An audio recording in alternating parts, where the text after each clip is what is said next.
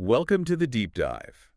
Today we are really getting into something I think affects pretty much everyone trying to get better at a language. Well, How you can stop translating word for word in your head and start sounding genuinely natural in everyday chats. Exactly. We've gone through, well, a whole bunch of really good sources, practice guides, phrase lists, language tips, all aimed at you, the English learner who wants results fast, practical stuff. Right, skills you can actually use.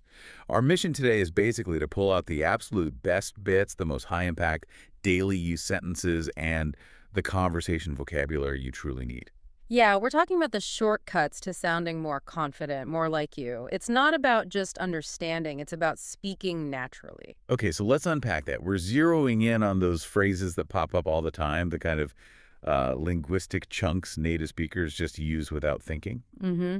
The idea is you internalize these so they just come out whole, making you sound like you're actually in the conversation, not just observing it. Whether you're just grabbing a coffee or, I don't know, making plans for later. And what's really smart about the source material is how it's structured. It's very systematic. Starts with the basics, like overcoming that initial awkwardness. With silence, yeah. Right. Then it builds up to the functional language you need every day. And finally, those little subtle words, the connectors that really signal fluency. Okay, let's jump in then. Section 1. The absolute fundamentals. Greetings and small talk. This is where the sources really shine, I think, because they skip all that stiff, formal stuff you learn in classrooms. Exactly. We want phrases that make you sound friendly, approachable, natural when you first meet someone or bump into them. These are the icebreakers, the rapport builders. Totally. Because if you walk up and say something super formal like, how do you do? It creates distance, doesn't it? Yeah, bit weird sometimes. The goal is connection. So these first phrases are designed to just smooth things over right away. So forget the textbook, how are you today? The sources point us straight to the standard, casual opener. Hey, how's it going? Yep. everyone understands it. It's relaxed. It Wow. just gets the conversation started without needing some long, complicated answer. Simple, effective. Yeah. And what if you haven't seen them for a bit? Okay, for that, you need something that shows history, warmth, long time no see. That one's just perfect. It really is. Short, idiomatic. And it instantly says, hey, we have a connection, a friendly past, makes the other person feel seen, before you even get into the real chat. Right. Now, this next one, maybe it's used a lot, but the sources highlight it, and it's undeniable common. What have you been up to? Mm-hmm. It's the classic open-ended question. Lets the other person share as much or as little as they feel like. No pressure. And the typical answer. This is where it gets interesting culturally, I think. Yes. Because when someone asks you, what have you been up to? Mm-hmm. The source suggests a really common sort of non-committal reply is, I've been really busy lately. Why is that so common, do you think? Well, often in casual English chats, you don't actually want to give a full 10-minute life story right then and there. Right. It's like a polite way to acknowledge the question, but keep things moving. You give a brief, acceptable reason maybe for why you haven't been in touch. Exactly. And it lets the conversation shift back to the present without getting bogged down in details. It maintains the pace. Very important in casual talk. Okay. And then you need ways to react to show you're listening. Crucial acknowledgement phrases, yeah. No. Just nodding isn't always enough. You need something with a bit more impact. Like, that sounds great. Positive, immediate. Shows engagement. Absolutely. It reinforces the speaker. Honestly, if you just master those 5 phrases, you've basically got the toolkit for, what, like 90% of those first moments of meeting someone? Pretty much covers it. Okay, so we've broken the ice. Let's move on. Section 2. Everyday functional sentences. We've built rapport. Now we need utility. Right. The workhorse sentences. Stuff you use all the time running errands, quick questions at work, making simple plans. And the goal here is clarity, efficiency. Sounding fluent, but also just relaxed, not like you're reciting. This is all about avoiding that freeze-up moment, When you have a simple need, like asking for help, you can't be stuck trying to build a perfect sentence for 5 minutes. Totally. So let's look at these utility phrases. If you need a hand with something, Simple, polite chunk. Could you please help me with this? Clear, direct. No need for fancy conditional tenses. straight to the point.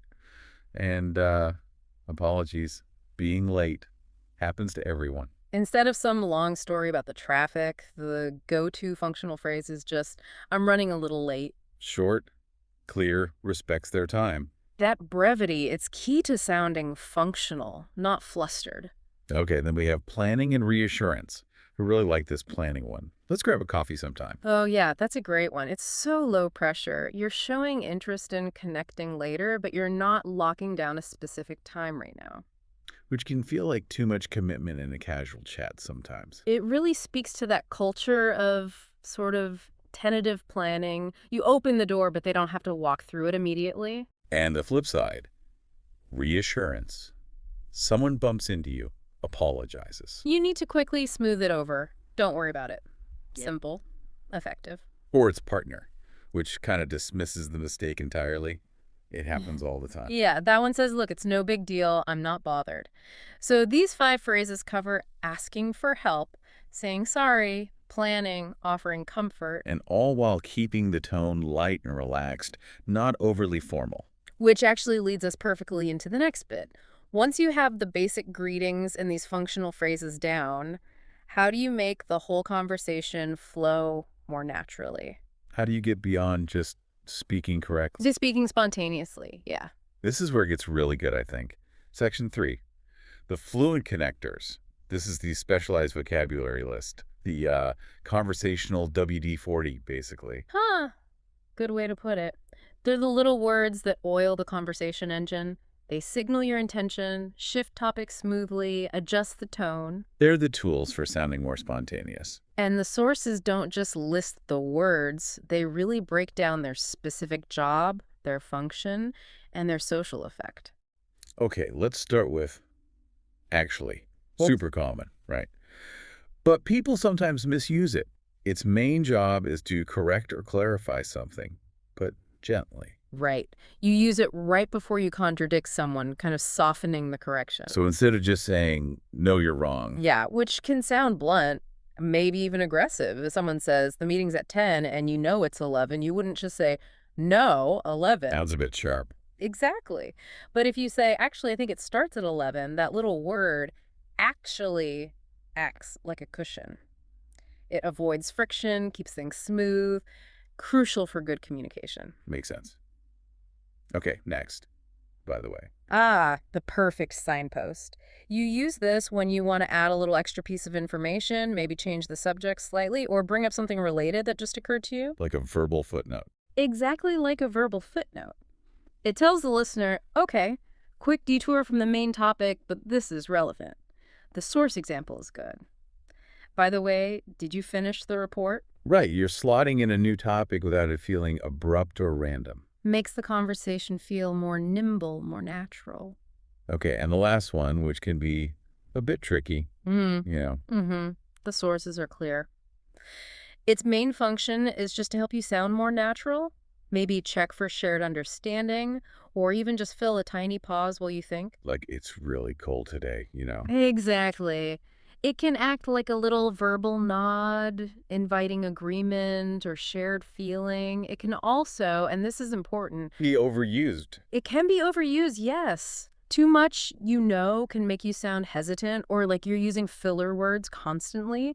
The value is in using it appropriately. Moderation is key. Right. But used, well, maybe when you're searching for just the right word, a quick can keep the conversation flowing instead of just stopping dead while you mentally translate. So using these connectors, actually, by the way, Okay. it shows you understand the social gears of English conversation. Precisely. You're not just delivering information, you're shaping the interaction, signaling your intent. That's what real-life spontaneous talk is all about. It's the difference between sounding like you learned a script Yeah, and sounding like you're creating the conversation as you go. exactly. Okay, moving into our last section. The sources wrap up with a kind of practice review. pulling together some reinforcing phrases. These are focused on things like acknowledging what someone said, showing agreement, and managing the end of a chat. Yeah, these are the phrases you want ready to go while the other person is talking. Helps keep the conversation feeling balanced, keeps you engaged. We already touched on the check-in, how's your day going? Mm-hmm. But what about when they respond? You need good ways to show agreement. Right. And instead of just a flat, I agree, the sources suggest adding a bit more punch, like, I totally agree with you. That totally adds feeling, sincerity. It does. And then there's a more, let's say, analytical way to acknowledge something. That's a good point. Ooh, I like that one. Yeah, it's quite sophisticated. It shows you've actually listened and processed what they said. You recognize the validity of their idea, even if you don't fully agree with everything. It's like an intellectual nod. Nice. And then practicalities for wrapping up. You need to pause the chat for a moment. Quick and clear. I'll call you back in a minute. Sets expectations. And the closing phrase to keep the connection open, similar to the coffee invite. Friendly, but non-committal. Let's keep in touch. Perfect for ending on a positive note without scheduling the next interaction right then. So this final group of phrases really ties back to the main message from the sources, doesn't it? About how to actually get good at this. Absolutely. The core conclusion is all about consistency, practice. You have to move these phrases from just knowing them in your head. To being able to use them automatically. Right. And the sources are really encouraging here. They say you don't need huge blocks of study time. Yeah, I remember seeing that specific metric they mentioned. Even just 10 minutes a day can make a big difference. That consistency is what builds the muscle memory for these phrases, so they skip past that internal translation step and just become your natural response in social situations. And that muscle memory, that automaticity, that's what really lets you have those faster-paced, spontaneous conversations. That's the goal. Well, this has been a really, I think, productive deep dive into how to build that everyday conversational English.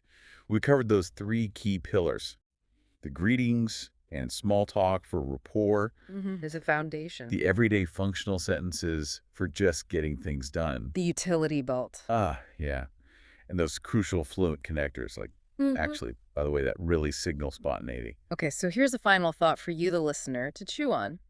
Maybe stop worrying so much about perfect grammar in the moment. Instead, really commit to adopting these functional phrases we talked about. Long time no see, that's a good point. I'm running a little late. Treat them as complete units of meaning of social action. So focus on the function, not just the words. Exactly, because the real sign of fluency isn't just avoiding grammar mistakes. It's knowing when and why you'd use actually to soften something, or, to create connection. Prioritizing that social function over perfect, slow translation, that's how you unlock spontaneous, natural-sounding English. That's a great takeaway. Go out there today and try using "What have you been up to?" Or maybe drop a "That's a good point" into a conversation. See how it feels. Thanks for joining us for this deep dive.